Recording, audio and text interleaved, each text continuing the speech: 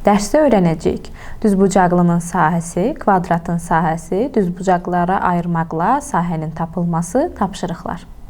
Layla texnologiya dərsində düzəltdiyi kiçik robot qutusunu rəngləmək üçün onun sahəsini tapmalı idi.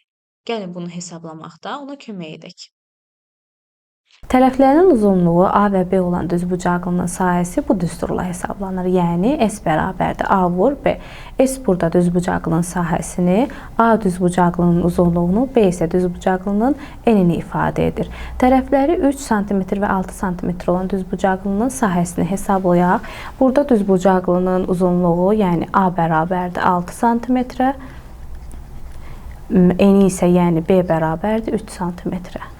İndi isə gəlin düzbucaqlının sahəsini hesablayaq. Sahəsini hesablayan zaman yazırıq. S bərabərdir A vur B. O da bərabər olacaq 3 vur 6-ya. 3 vur 6 da eləyir 18. Deməli, düzbucaqlının sahəsi bərabərdir 18 sm kvadratına. Kvadratın sahəsi. Tərəfin uzunluğu A-ya bərabər olan kvadratın sahəsi bu düsturla hesablanır. Yəni, S bərabərdir A vur A. Əgər kvadratın tərəfinin uzunluğu 4 sm bərabər olarsa, gəlin onun sahəsini hesablayaq. Burada yazırıq A bərabərdir 4 sm və sahəsini hesablayırıq. Sahə S bərabərdir, yəni 4 vur 4-ə. O da bərabər olur 16 sm kvadratına. Deməli, verilmiş kvadratın sahəsi bərabərdir 16 sm kvadratına. Bəzi fiqurları düzbucaqlılara ayırmaqla və yaxud da ki, düzbucaqlıya tamamlamaqla onun sahəsini tapa bilərik. Gəlin verilmiş fiqurun sahəsini düzbucaqlılara ayırmaqla tapaq. Şəkilə baxan zaman görürük ki, verilmiş fiqur iki düzbucaqlıya ayrılmışdır. A düzbucaqlısı və B düzbucaqlısı. A düzbucaqlısının uzunluğu bərabərdir 4 sm. Biz onun enini tapmalıyıq. Onun enini tapmaq üçün B düzbucaqlısının görürük ki, uzunluğu bərabərdir 9 sm. Deməli, 9 sm-dirsə, bu hissənin də uzunluğu bərabər olmalıdır 9 sm.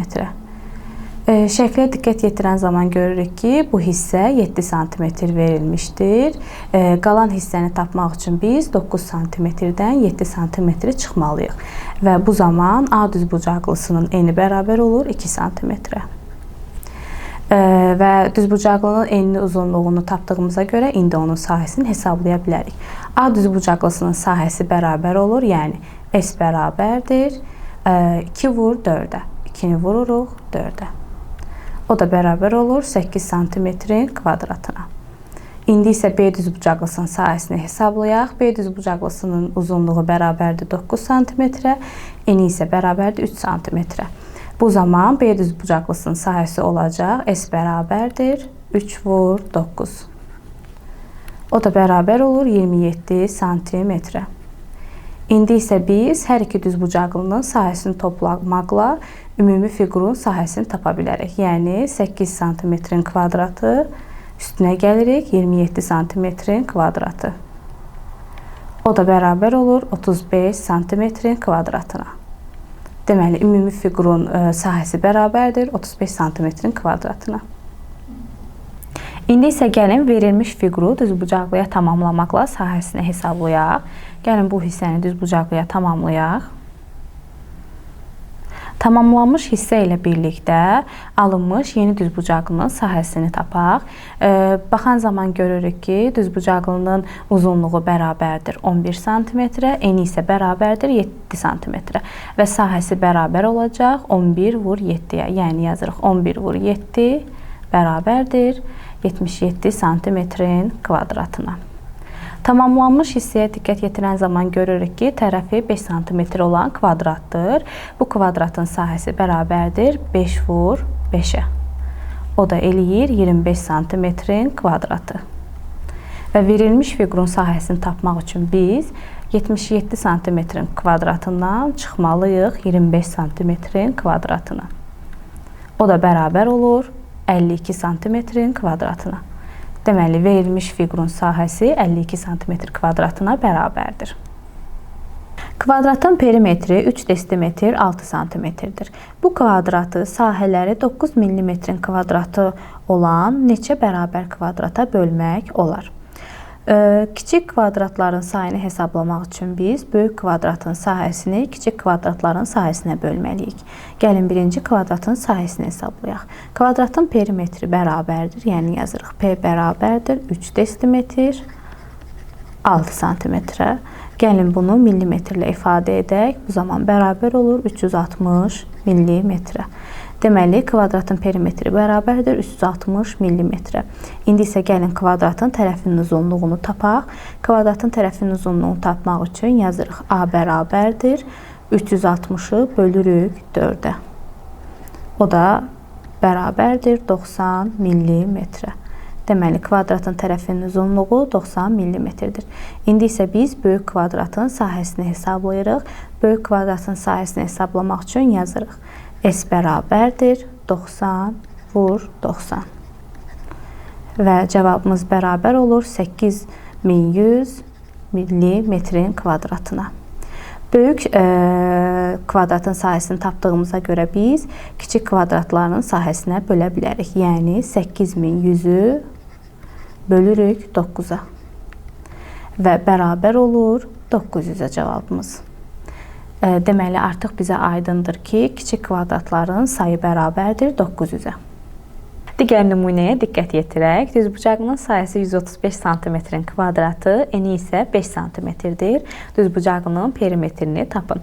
Düzbucaqlının perimetrini tapmaq üçün biz onun enini və uzunluğunu bilməliyik. Məsələnin şərtində eni qeyd olunmuşdur, amma uzunluğu yoxdur. Deməli, biz uzunluğunu tapmalıyıq. Və verilmiş düzbucaqlının sahəsinə əsasən onun uzunluğunu tapırıq.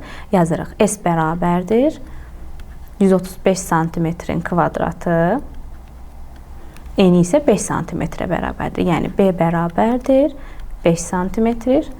Buna əsasən biz onun uzunluğunu tapa bilərik. Yəni, yazırıq. A bərabərdir 135 cm-i biz bölməliyik 5-ə.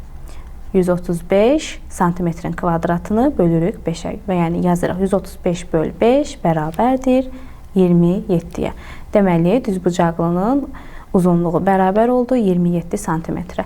İndi düzbucaqlının perimetr düsturuna əsasən onun perimetrini tapa bilərik. Yəni yazırıq. P bərabərdir 2 vur A üstə gəl B.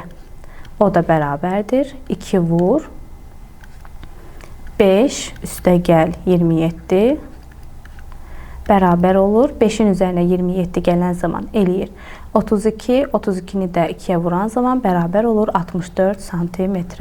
Deməli, düzbucaqlının perimetri 64 cm-dir.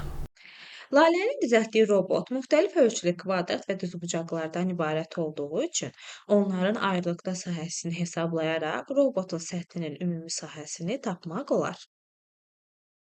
Tapşırıqlar. Video fasilə verərək ekranda gördüyünüz tapşırığı yerinə yetirin.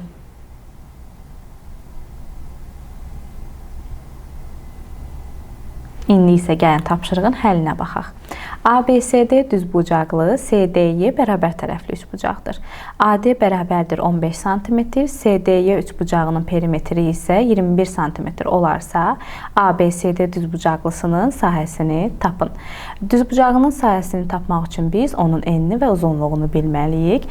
Şərtə əsasən AD bərabərdir 15 cm, yəni düzbucaqlının uzunluğu 15 cm-dir. Biz enini tapmalıyıq. CDY bərabər tərəfli üçbucaqdır. Bərabər tərəfli üçbucağın bütün tərəfləri bir-biri ilə bərabərdir. Bir tərəfin uzunluğunu tapmaq üçün biz 21 cm-i 3-ə bölməliyik. Bu zaman tərəflərin uzunluğu olacaq 7 cm. Diqqət yetirən zaman görürük ki, CD bərabər oldu 7 cm. Deməli, düzbucağının uzunluğu bərabərdir 15 cm, eni isə bərabərdir 7 cm. Verilənlərə əsasən biz düzbucaqlının sahəsini hesablaya bilərik.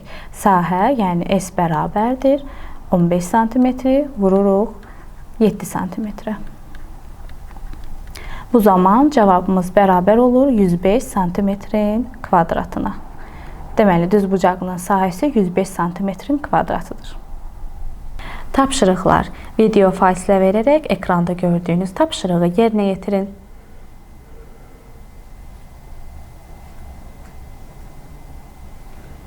İndi isə gəlin tapşırığın həllinə baxaq. Şəkildə verilmiş fiqurun sahəsi 127 sm kvadratı olarsa, x-in qiymətini tapın. Gəlin şəkildə verilmiş fiquru düzbucaqlara ayırmaqla verilmiş məhsulu tapaq. Birinci düzbucaqlara ayırırıq fiquru. Deməli, birinci düzbucaqlımızın sahəsini tapaq. Birinci düzbucaqlının uzunluğu bərabərdir 9-a, eni bərabərdir 4-ə. Deməli, sahəsi bərabər olur 9 vur 4, yəni 36 sm-in kvadratına. İkinci düzbucaqlının sahəsini tapmaq üçün biz fiqurun sahəsindən, yəni 127 sm-in kvadratından çıxmalıyıq 36-nı. Bu zaman ikinci düzbucaqlının sahəsi bərabər olacaq 91 sm-in kvadratına. Gəlin burada da yazaq, bərabərdir 91 sm-in kvadratına. Və biz ikinci düzbucaqlıda məhsulu tapmaq üçün düzbucaqlının enini bilməliyik. Düzbucaqlının enini tapmaq üçün birinci düzbucaqlıya diqqət yetirən zaman görərik ki, eni bərabərdir 4 sm. Deməli, bu hissənin uzunluğu 4 sm-dir. Və düzbucaqlının uzunluğunu bu hissəni tapmaq üçün biz 17-dən çıxmalıyıq 4 sm. Bu hissənin uzunluğu bərabər olacaq 13 sm. Deməli, düzbucaqlının uzunluğu bərabərdir 13 sm. İndi isə verilənlərə əsasən biz məhsulu tapa bilərik. Bunun üçün biz 91 sm-in kvadratını bölməliyik 13-ə. 91 böl 13. O da bərabər olur 7 sm. Deməli, düzbucaqlının eni, yəni x bərabərdir 7 sm. Uşaqlar, bugün biz sizinlə düzbucaqlı və kvadratın sahəsini, düzbucaqlılara ayırmaqla sahənin tapılmasını öyrəndik. Mövzu ilə bağlı tapşırıqlar işlədik. Ümid edirəm ki, dərsimiz sizin üçün maraqlı idi. Növbəti dərs görüşənədək.